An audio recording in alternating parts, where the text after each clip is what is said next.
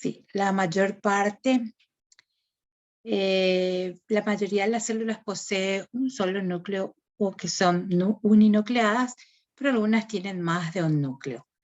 Por ejemplo, el género protozoario, la opalina, que tiene cientos de núcleos.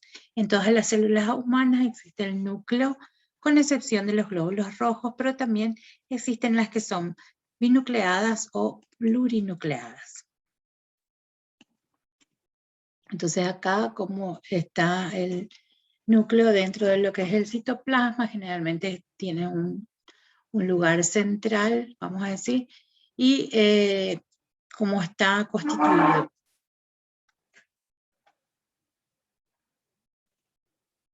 El núcleo se encuentra en el ADN genómico o genoma de la célula.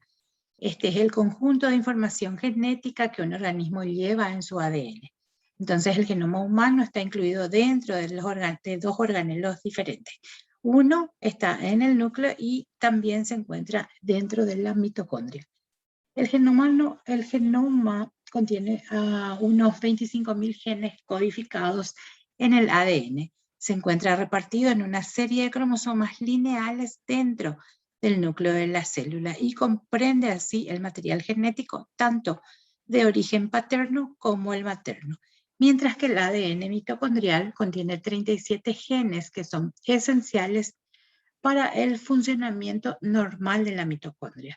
Como ya saben, la mitocondria es como la central hidroeléctrica de la célula, es la que da la energía para el funcionamiento de esa célula. Su origen es exclusivamente materno.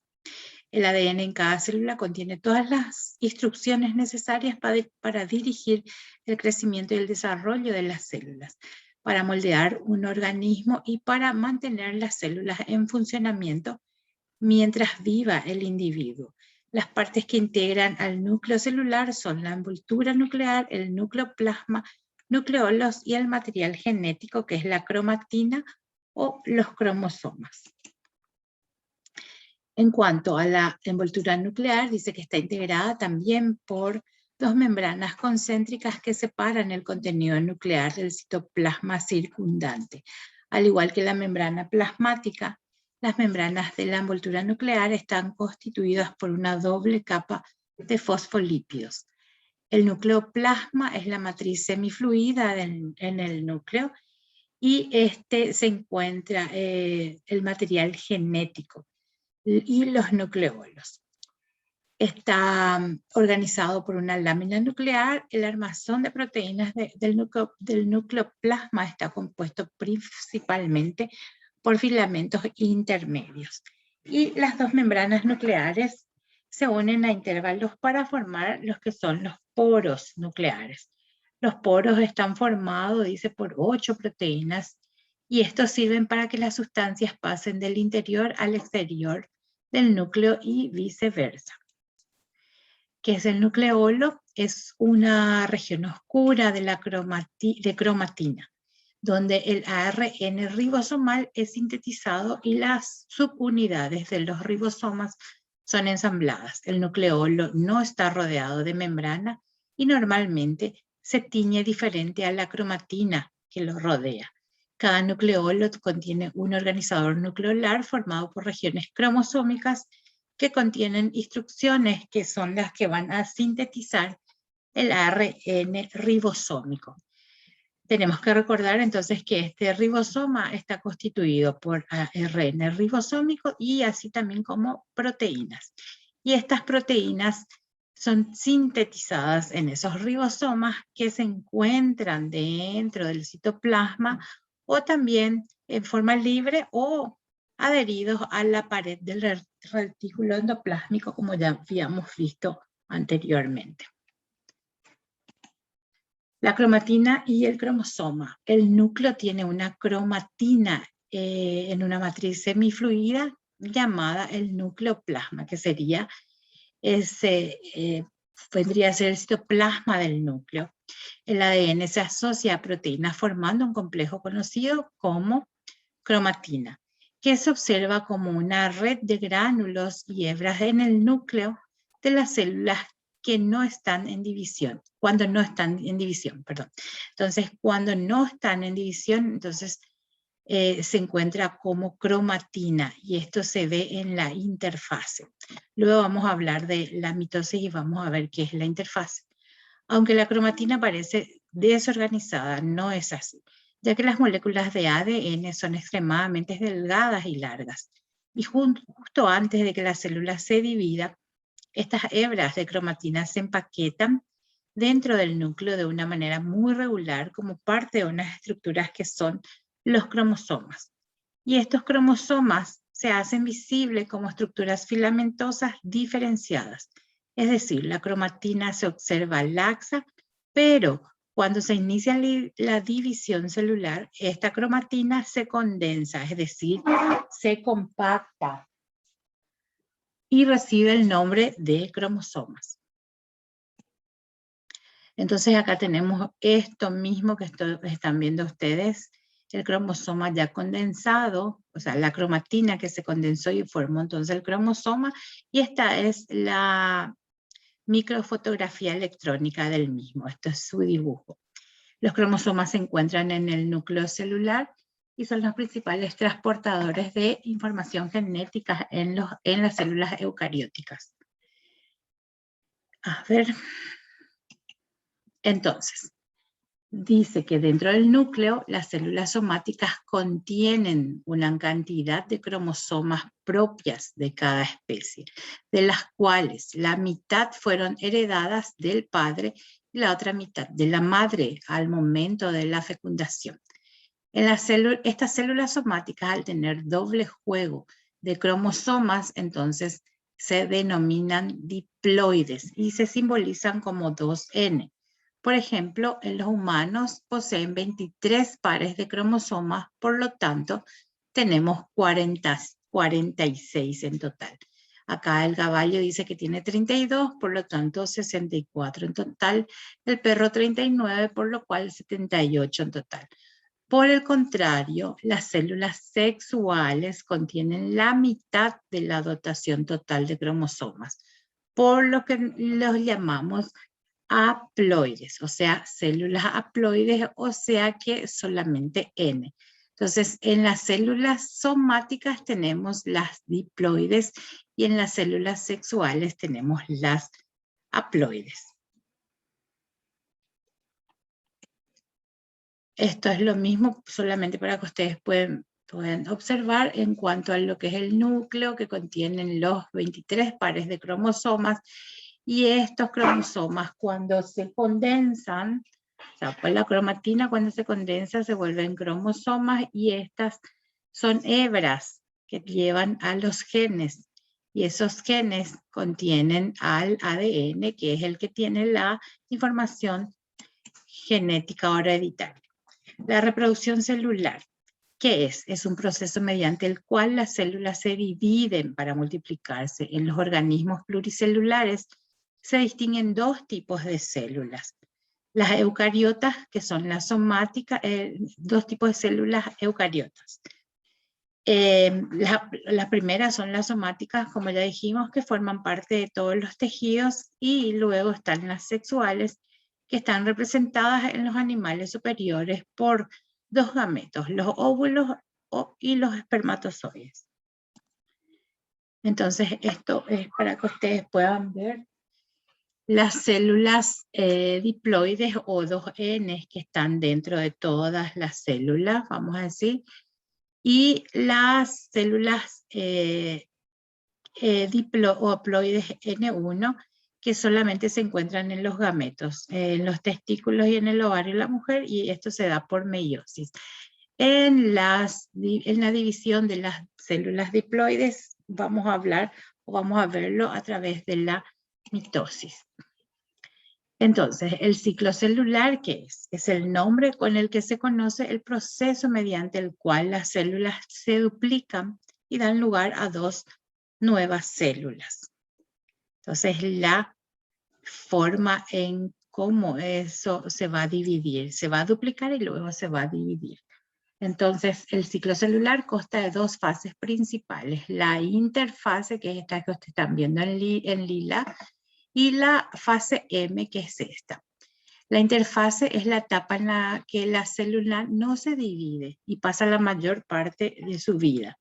Y la fase M, que es esta que ustedes ven acá, consta de dos procesos principales, la mitosis propiamente dicha o división celular y la citocinesis, que ya sería cuando esa célula llegó a dividirse completamente y se tiene que romper en dos células, nuevas células o dos células hijas, que es la división del citoplasma. Las fases del ciclo celular, tenemos entonces fases del ciclo celular. Está la fase G1, la fase G o la fase S y la fase G2. Luego la fase M, en donde dice que, por ejemplo, en la fase G1 hay una actividad bioquímica intensa, en donde también hay síntesis de proteínas. Acá, por sobre todo, la célula aumenta de tamaño y algunas estructuras son sintetizadas. También las estructuras membranosas aumentan de tamaño y por la síntesis de lípidos y proteínas. Se replican mitocondrias en células de tipo animal y cloroplastos en las vegetales. Esta fase G0 solo se genera en células que permanecen latentes durante un periodo de tiempo determinado, como por ejemplo son las neuronas o los glóbulos rojos. Ahora ya hablando de la fase S, ocurre la duplicación del ADN y de las histonas y proteínas que están asociadas al mismo, en donde entonces ya vemos esta duplicación en esta primera fase, que es la interfase. Y la fase G2 ocurren los preparativos finales ya para el inicio de la división celular. Los cromosomas recién duplicados comienzan a enrollarse y a condensarse en forma compacta. También la célula comienza a ensamblar estructuras requeridas para la etapa de la división. En síntesis, en la interfase, que es la de mayor tiempo, la fase en donde la célula no se divide, hay tres fases propiamente dichas. La G1, en donde la célula crece y realiza actividades especializadas. En la fase S, en donde se replica el ADN y se duplican los cromosomas. Y en la G2, o la célula crece, se condensa gradualmente la cromatina. Y luego ya empezamos a hablar sobre lo que es la fase M, en donde la fase M también consta de procesos principales. ¿Y cuáles son? La mitosis propiamente dicha y la citocinesis. La mitosis, que es la división celular, y luego la citocinesis, que sería ya la ruptura del citoplasma de esa y la formación de dos células hijas nuevas. Entonces, división celular, vamos a hablar sobre la mitosis. La mitosis, ¿qué es? Es un proceso altamente organizado que permite que una célula progenitora transmita una copia de cada cromosoma a cada una de las células hijas, es decir, a dos nuevos núcleos. Acá nosotros en la citocinesis, un poco antes de que esta célula, que fue una con el proceso de mitosis que sufrió, se formaron dos células hijas idénticas. Reciben el mismo número y tipo de cromosomas característicos del núcleo original. La mitosis inicia al finalizar entonces la G2 que ya habíamos hablado en la parte de lo que era interfase, y la mitosis en realidad es un ciclo continuo, pero con fines didácticos se divide en 5 etapas. La profase, la prometafase, la metafase, anafase y la telofase. Esto también es para que ustedes puedan ver en dos tipos de células diferentes y los procesos, o sea, las fases que ocurren durante ese proceso mitótico. Y esto para mayor explicación de lo que ocurre fase a fase. En la profase, entonces, comienza con el ciclo celular, en donde los cromosomas se condensan y empiezan a ser visibles. Entonces los cromosomas se condensan y empiezan a ser visibles, y cada cromosoma aparece formado por dos cromátidas que son hermanas idénticas y están unidas por el centrómero. Y dice, en cada uno de ellos se desarrolla un cinetocoro, o sea, este centrómero es también, como le dicen, cinetocoro. Luego, el nucleolo empieza a descondensarse. ¿Qué quiere decir? Este nucleolo va a empezar a desaparecer. También empiezan vamos a decir, a formarse los usos mitóticos, estos que están acá. En las células animales, la formación de uso mitótico está relacionada con el centrosoma. Y en las células superiores carecen, dice, de uso mitótico. En la prometafase ya se rompe la envoltura nuclear, entonces ya no tenemos envoltura nuclear. También los microtúbulos del uso mitótico ya empiezan a interaccionar con los cromosomas. Empieza ya a haber una interacción entre estos usos mitóticos y los cromosomas. Dice, los microtúbulos polares capturados por los cinetocoros pasan a denominarse cinetocóricos. En cada cromosoma, los microtúbulos cinetocóricos se extienden en direcciones opuestas desde la cromátida a un polo del uso.